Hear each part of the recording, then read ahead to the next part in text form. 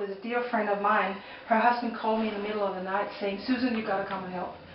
And she was dying from cancer. She was in her mid-30s.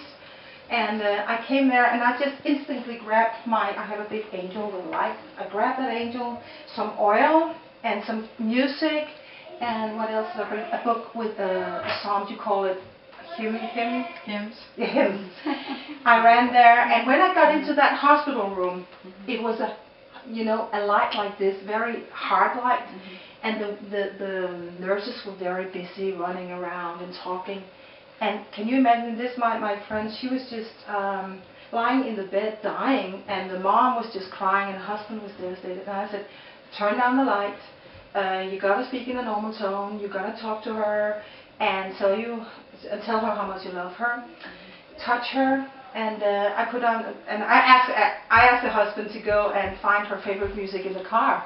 So he came back and played the music, and all of a sudden, with a few tools, this room was changed. And I think Randy passed away maybe 2, 3, 4 hours later. And a few days after this happened, the mom called me and said, "Susan, it was like an angel coming through the room when you came. Because you calmed us down, we sang to her, we spoke in a normal tone, the mom took a rest, and it was very important for the mom that her last minutes was just like dignified and calming, and not having nurses. Actually, the nurses were standing there, why doesn't this work, and ha ha ha, and that was just like, she's dying, the mom is crying, you can't do that.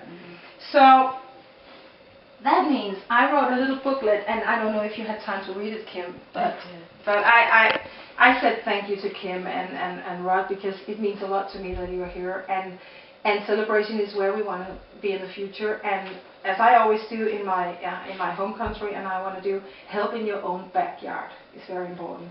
And because this is my own backyard now, I want to donate 200 angel kits to people in this area, maybe Florida Hospital, maybe the churches, anywhere where people can have the help from the booklet. And in this little angel kit there will be this booklet, and the booklet is very, very sharp into the physical signs of a dying person, the psychological, what is happening between you and the family, how can you help before, because sometimes people are sick for a very long time before they pass. And my dad has been sick for a long time, so we are having some problems in our family right now, because he wants to die at home and his wife doesn't want him home. And that's actually, I'm in the middle of all that, and people are just, and that's not very good.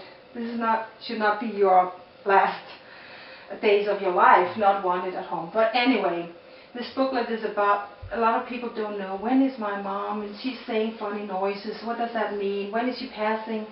There is no true answer, but this is a direction made by me and doctors, and based on, I think I've been a speaker at home for the past 3 years, and I spoke to more than 10,000 people, I would guess, doctors, nurses, patients, cancer survivors, and I've been along with a lot of people passing. So it's pretty much down to what can you do as a relative, and I think that will influence the process of the dying person in a more positive way.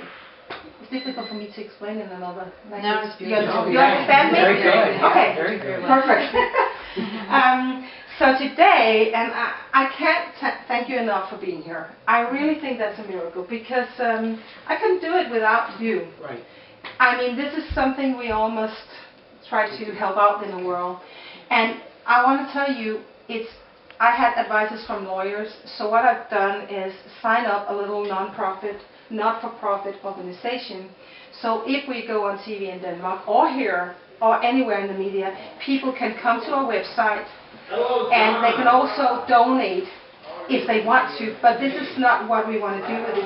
I want to find somebody and pass it on. Thank you. Look at this. It's actually